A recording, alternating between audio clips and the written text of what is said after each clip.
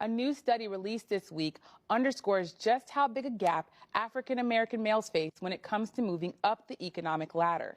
Some of the findings are dramatic. White boys who grow up in rich households are likely to remain that way. Black boys who are also raised at the top are more likely to become poor instead of staying wealthy in their own adult households. Black boys fare worse than white boys in 99% of America, even when children grow up next to each other with parents who earn similar incomes. Raj Chetty of Stanford University is one of the co-authors of this study. He joins me now. Thank you so much, Raj, for being here. This report seems to indicate that black men will fare worse than white men, even if they are raised in households with similar incomes. Can you explain what's happening there? Yeah, so one of the most striking findings of the study to us was that even if you take black and white boys raised in families at exactly the same income level, even at high income levels, you see that black boys end up with very different outcomes on average relative to white men. They're less likely to complete high school, they're less likely to go to college, they have significantly lower earnings in adulthood.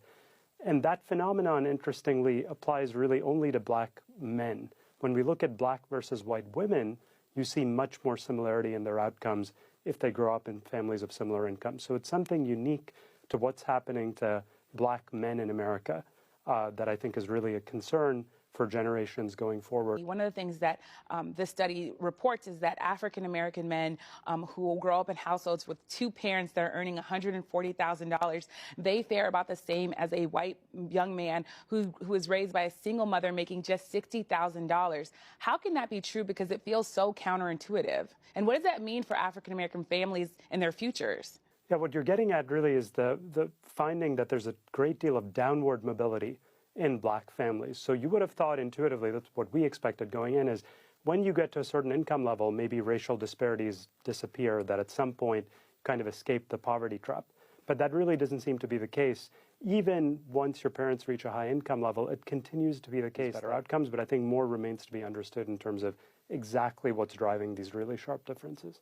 Gotcha. And I want to talk about the differences between black women and black men.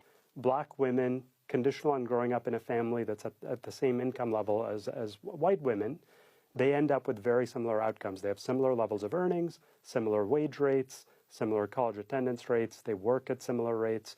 So it's really remarkable how for women you don't see that much of a black-white disparity, very starkly different from men. Now I should emphasize that doesn't mean that women are living in households with the same income levels, because black women tend to be married to men who are black, who have lower incomes, and they also are married at lower rates.